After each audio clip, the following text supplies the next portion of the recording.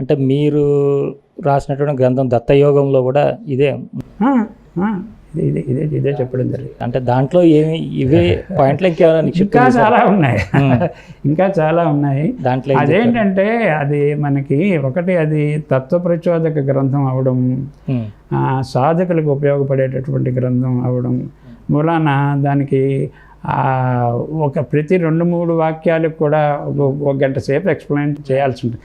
కథ మహిమలు లీలలు అయితే అలా అది వేరు, దానికి వేరు శ్రవణానందం వినొచ్చు. కానీ ఇది ప్రతి వాక్యంలోనూ తత్వరహస్యాలు సాధనా రహస్యాలు ఎన్నో ఉంటాయన్నమాట. సరే, ఇందులో ఇంకా ఉన్నది ఏంటంటే అసలు ఇదంతా బాగానే ఉంది, గురువు వల్లే జ్ఞానం లభిస్తుంది అన్నారు, బాగానే ఉంది. ఆ యోగానుభూతి అన్నా, మనకి సత్యానుభూతి అన్నా, ఆత్మ సాక్షాత్కారం అన్నా, బ్రహ్మ సాక్షాత్కారం అన్నా ఇవన్నీ ఒకటే. సరే, ఇవన్నీ ఏంటంటే సద్గురువు యొక్క అనుగ్రహంతో లభిస్తాయి అన్నాను. సద్గురువు యొక్క అనుగ్రహం ఎలా లభిస్తుంది? ఇప్పుడు ప్రధానమైన విషయం సద్గురువు వల్లే లభిస్తుందనే చెప్పుకున్నాను. గురువు దొరకడం కూడా అసలు సద్గురు ఎలా దొరుకుతాడు, ఇప్పుడు సద్గురు ఎలా దొరుకుతాడు అనేటువంటిది ఇప్పుడు చాలా జాగ్రత్తగా ఆధునిక మహాత్ముల యొక్క చరిత్రలో కూడా దృష్టిలో పెట్టుకుని ఇదేంటంటే ఈ ఎవల్యూషన్ ఏంటంటే మామూలు దశ నుంచి మనకి మామూలుగా ఏం చెప్పారు సృష్టిలో కూడా ఈ పరిణామ క్రమం ఎలా ఉంటుందంటే ముందు ఖనిజాల్లో ఉంటుంది, ముందు చైతన్యం ఉంటుంది, అన్నిట్లోనూ ఉంటుంది. ఆ ఖనిజాల తర్వాత అది ఎన్ని మొక్కల్లోకి వస్తుంది, ఆ తర్వాత అది జంతువుల్లోకి వస్తుంది, ఆ తర్వాత అంటే మళ్ళీ రాళ్ళు అంటే ఖనిజాలు అంటే రాళ్ళు, తర్వాత దాన్ని అలా మొక్కల్లోకి వస్తుంది, తర్వాత జంతువుల్లోకి వస్తుంది, తర్వాత పక్షుల్లోకి వస్తుంది, తర్వాత మానవుల్లోకి వస్తుంది. సరే, ఇక్కడ దాకా ఎవల్యూషను భగవంతుడి చేతిలోనే ఉంటుంది. ఏంటంటే స్వతంత్ర ఆలోచన అధర్మం చేసేందుకు కానీ ఆ చైతన్య వికాసానికి అవరోధం కలిగించేటటువంటి స్వేచ్ఛ అసలు వాళ్ళకి ఉండదు ఇంతవరకు, ఏది మానవులుగా వచ్చేంతవరకు ఉండదు.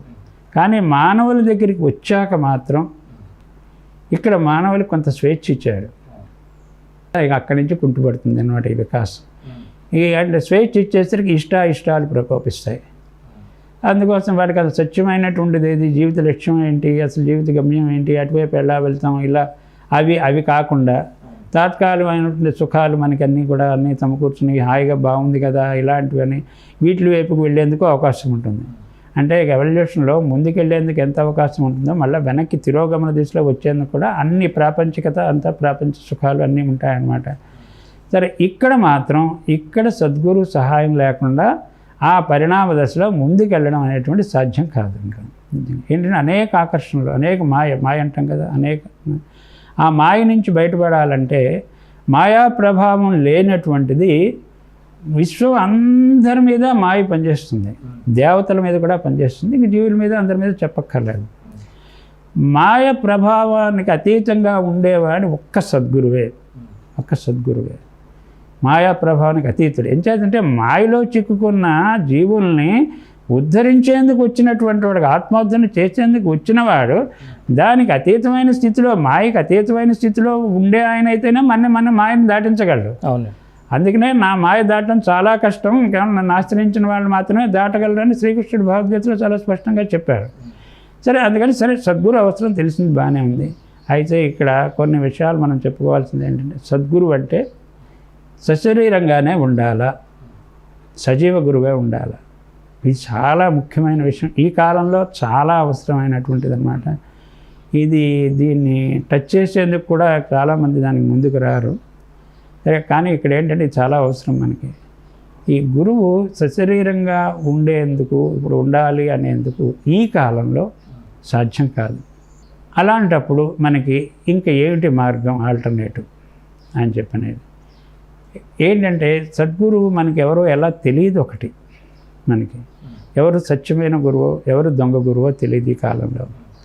మనం సత్యమైన గురువుగా అనుకుని వెళ్ళి ఆయన సేవిస్తూ ఉండి ఆయన చెప్పిన పనులన్నీ చేస్తూ ఉండి మన జీవితం మనంతా మన భార్య పిల్లల్ని మన సంపదని అంతా ఆయనకి తాకట్టు పెట్టిన తర్వాత వాడు ఆయన దొంగ బాబా అని చెప్పి ఎప్పుడు ఎవరిది బ్లాస్ట్ అవుతుందో తెలియదు మనకి. సరే, అలాంటి ప్రమాదం ఇప్పుడు చాలా ఎక్కువగా ఉంది మనకి. ఎందుకంటే కలి ప్రభావం, కలిపురుషుడి ప్రభావం. సరే, అలాంటప్పుడు ఇంకా సత్యమైన గురువుకి ప్రచారం ఉండదు. సత్యమైన గురువులు ఉంటారు ఇప్పుడు కూడా. ఎక్కడో హిమాలయాల్లో, అరణ్యాల్లో, ఎక్కడో హరిద్వార్లలో, బదరీలోనో ఎక్కడో ఉన్నారు. ఎన్ని అజ్ఞాతంగా గుప్తంగా ఏ శ్రీశైలం అడవుల్లోనో ఎక్కడో ఉన్నారని అన్నారు అనుకోండి. మనం ఇవాళ ఉన్నటువంటి ప్రపంచంలో వదిలేసి అక్కడ వాళ్ళ గురుసేవ మనం సంవత్సరాల తరపుడు వాళ్ళ దగ్గర ఉండడం సాధ్యమా? మనకి సాధ్యం కాదు కదా. ఇవన్నీ ఎవరు చేస్తారు? కాబట్టి మీరు అలా ఒకవేళ ఉన్నా కూడా మనం గుర్తించడం కష్టం. ఉన్నారని తెలిసినా మనం ఇవన్నీ వదిలేసి వెళ్ళి ఆయన సేవించుకోవడం సాధ్యం కాదు. ఇదివరకు గురుకులాలు ఉండేవి. వాళ్ళకి మామూలుగా వెంటనే గురుకులంలో చిన్నప్పుడే పంపించేవాళ్ళు. అదే పంపిస్తే అక్కడ ఆ గురుకులంలో 12 సంవత్సరాలైనా సుమారు ఉండేవాళ్ళు. ఉపనయనం చేశాక పంపిస్తూ ఉండేవాళ్ళు. ఉపనయనం కాని వాళ్ళకు కూడా గురుకులాలు ఉండేవి. సరే, వాళ్ళందరికీ ఎవరికి తగ్గ విద్యలన్నీ కూడా ఒకే గురువు నేర్పేవాళ్ళు. వాళ్ళకి ఏంటి, వాళ్ళ బ్రతుకు తెరువుకి అవసరమైనటువంటి వాటిని చెప్తూ, ఎవరికి వ్యవసాయం చెప్పాలి, ఎవరికి వ్యాపారం గురించి చెప్పాలి, ఎవరికి గోవులు పంట వాటి గురించి చెప్పాలి, ఎవరికి రాజ్య రక్షణకి సంబంధించి చెప్పాలి, ఇవన్నీ చెప్తూ వీటితో పాటుగా ఆధ్యాత్మిక శిక్షణ కూడా అందరికీ కామన్గా ఇచ్చేవాళ్ళు. పరతత్వాన్ని ఉపాసన కూడా పరతత్వాన్ని అందుకునేందుకు కూడా ఇచ్చేవాళ్ళు. సరే, ఇప్పుడు ఆ వ్యవస్థ లేదు. అన్ని భక్తి విద్యలే మిగిలాయి, ముక్తి విద్యలన్నీ పోయాయి. కాబట్టి ఆ వ్యవస్థ లేదు. సరే, తర్వాత ఉన్నా మనం వెళ్ళే స్థితిలో లేము. సరే, అలాంటప్పుడు మనకి ఇంకెలాగ మోక్షానికి మార్గం ఏది? శ్రోత్రియుడు బ్రహ్మనిష్ఠుడు అయినటువంటి గురువు అత్యంత ఆవశ్యకం బ్రహ్మజ్ఞానానికి అని చెప్పారు శాస్త్రాలు. సరే, నిజమే, ఇప్పటికీ అది కాదనట్లేదు. కానీ ఏంటంటే, ఒకటి నా పరిశీలనలో నాకు పరమ గురువులు అనుగ్రహించినటువంటి దాంట్లో 13వ 14వ శతాబ్దం వచ్చిన తర్వాత, అంటే కలియుగంలో మొట్టమొదటి దత్తావతారం శ్రీపాద శ్రీవల్లభుడు అని చెప్పానండి. సరే, మనం ఇందాక చెప్పుకోవాల్సిన దాంట్లో ఏదో కొంత మిగిలిపోయింది. దత్తుడి యొక్క దివ్య ప్రణాళిక ఏంటి, అవతార కార్యం ఎలా నిర్వహిస్తాడు అనేటువంటిది. మరి అది మధ్యలో అయినా అది దాన్ని కనెక్ట్ చేయాల్సి వస్తుంది. ఇంచేతంటే దత్తుడి గురించి పురాణంలో ఉంది, కానీ ఆయన అవతార కార్యం ఎలా నిర్వహిస్తాడు అనేటువంటిది లేదు. ఏంటంటే, సరే, ఆయన అవతార కార్యం ఏంటి, జీవులందరికీ మనకి ధర్మ మార్గంలో నడిపిస్తూ, వాళ్ళ యొక్క క్షేమాలు, వాళ్ళకి అవసరమైనటువంటి కోరికలన్నీ తీరుస్తూ, వాళ్ళకి యోగాన్ని, జ్ఞానాన్ని, ముక్తిని అందించాలి అనేటువంటిది ఆయన అవతార కార్యం. దీనికి ఒక రాక్షసుని సంహరించడంగా పరిమితమైనటువంటి అవతార కార్యం కాదు. ఈ కార్యం మొత్తం సృష్టి పొడుగుతా దీని అవసరం ఉంటుంది. మనం ఇప్పుడున్న మనం ఇంతమందిని జ్ఞానులుగా మనం మార్చినా మళ్ళీ ఇంతమంది అజ్ఞానులు పుట్టుకొస్తూనే ఉంటారు. సరే, కానీ ఈ అవతార కార్యక్రమం నిత్యం జరుగుతూ ఉండాలి. నిత్యం జరుగుతూ ఉండాలంటే ఎలా సాధ్యం? నిత్యం ఎలా జరుగుతూ ఉంటుంది అని అంటే, నిత్యం జరగాలన్నప్పుడు ఇదేంటంటే, మనకి ఓవరాల్గా మొత్తం ప్రపంచం అంతా తీసుకుంటే ఒక్కో దేశంలో, ఒక్కో ప్రాంతంలో, ఒక్కో దేశంలో ఏంటంటే, ఈ ఎవల్యూషన్లో అందరి జీవుల స్టేజీ ఒకటి కాదు. వాళ్ళ గ్రహణ శక్తి వేరుగా ఉంటుంది, వాళ్ళ రిసెప్టివిటీ వేరుగా ఉంటుంది. సరే, తర్వాత ఒక్కో ప్రాంతంలో ఒక్కో రకమైనటువంటి మూఢాచారాలు, తర్వాత వక్రీకరించబడినటువంటి శాస్త్రాలుగా వక్రీకరించబడినటువంటి బోధలు, ఇలాంటివన్నీ కూడా వాటి ప్రభావం ఇలా రకరకాలుగా ఉంటాయి. వాళ్ళ గ్రహింపు శక్తి కూడా చాలా తక్కువగా ఉంటుంది, వివిధ రకాలుగా ఉంటుంది. సరే, అలాంటప్పుడు ఇక్కడ ఒకే రూపంతో, ఒకే సాధనా పద్ధతితోటి వెళ్ళి ఇది చేసే అవకాశం లేదు. ఒక దేశంలో ప్రజలంతా, ఒక జాతి అంతా ఒక స్థాయిలో ఉంటుంది, ఇంకో దేశంలో ఇంకో స్థాయిలో ఉంటుంది, ఇంకో మనకి ట్రైబల్ ఏరియాలో ఒక రకంగా ఉంటుంది, నగరాల్లో ఒక రకంగా ఉంటుంది, పల్లెటూళ్ళలో ఒక రకంగా ఉంటుంది.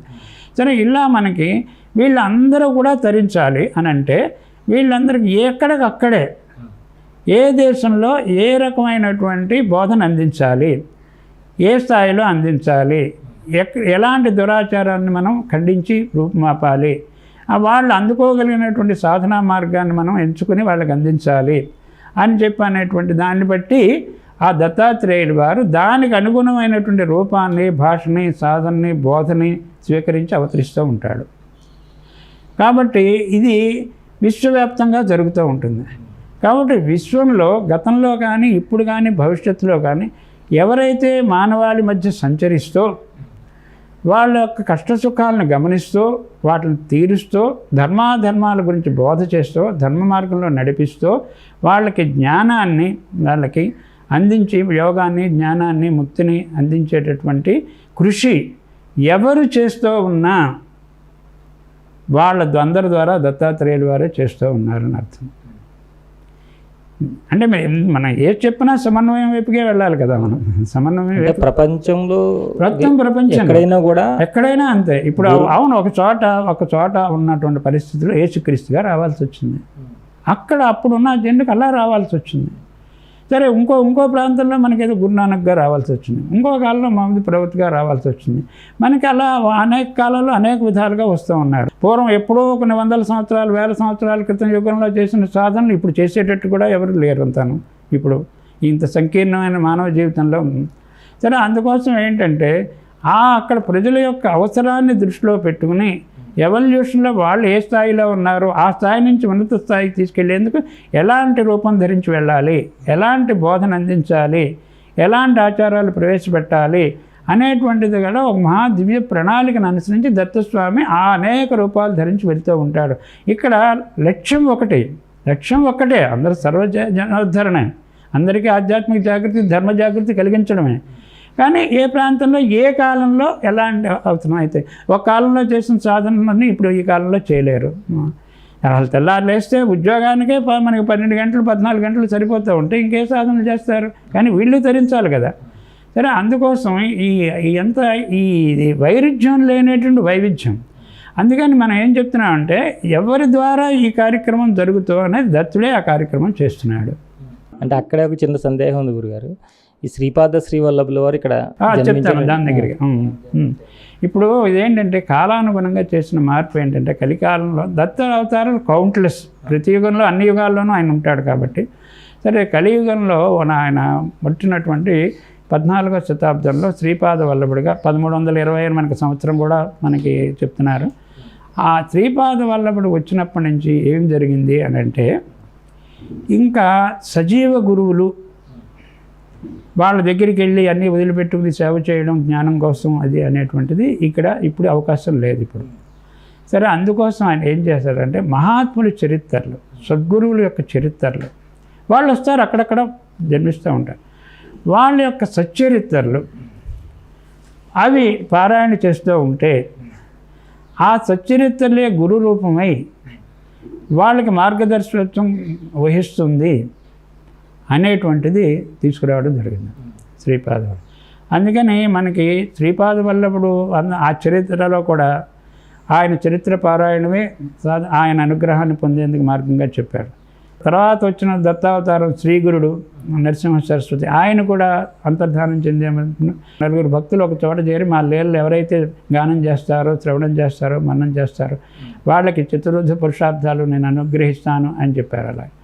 అలాగే అందరూ కూడా అలాగే చెప్తూ వచ్చి శ్రీ సాయినాథుడు కూడా ఎవరైతే నా లీలలు నిత్యం శ్రవణం మన్నం చేస్తారో వాళ్ళకి పరమార్థం లభిస్తుంది, వాళ్ళు ఇహపరాల్లో దేని గురించి బాధపడాల్సిన పని లేదు, వాళ్ళు వెంటుండి నడిపిస్తాను నేను అని చెప్పి వాళ్ళకి యొక్క జ్ఞానాన్ని నేను బ్రహ్మానుభూతిని కూడా నేనే ఇస్తాను అని చెప్పి ఇవన్నీ ఆయన ఏం చేస్తే చెప్తాను, నా లీలలో ఎవరైతే శ్రవణం మననం చింతనం చేస్తారో అని చెప్పని. ఇలా ఈ కాలానుగుణంగా ఏంటంటే ఇప్పుడు వచ్చేటటువంటి మహాత్ముల యొక్క చరిత్రలు చదవాలి. చరిత్రలు చదివితే ఆ చరిత్ర గ్రంథాలు ఇప్పుడు ఇదివరకు కేవలం కథ కోసం, సన్నివేశాల కోసం, చారిత్రక అంశాల కోసం రాయబడినటువంటి గ్రంథాలు వేరు. ఇప్పుడు ఈ సచ్చరిత్రలు ఏంటంటే ఈ పర్పస్ కోసం, గురువై నడిపించడం కోసం, అది ఒక సమగ్రంగా ఆ లక్ష్యాన్ని దృష్టిలో పెట్టుకుని వాళ్ళు ఆ చరిత్రలో రూపొందించి అందించి ఇది సాధనంగా అందించడం జరిగింది. కాబట్టి ఇప్పుడు గురువులకి మన గురు సాన్నిధ్యం లభించేందుకు మార్గం ఏంటంటే వాళ్ళ చరిత్రలు పారాయణ చేయడమే అని చెప్పని ఇచ్చారు. సరే, ఎందుకంటే ఇది కూడా స్వచ్ఛమే అవుతుంది. ఇది కూడా ఇప్పుడు ఏంటంటే గురువు సశరీరంగా ఉన్నా కూడా మనం ఎంతకాలం ఎన్ని రోజులు వెళ్ళి ఉంటావు అసలు వెళ్ళి ఉన్నా కూడా అందులో కూడా 3 రకాలు చెప్పారు అసలు మనకి. అందులో కూడా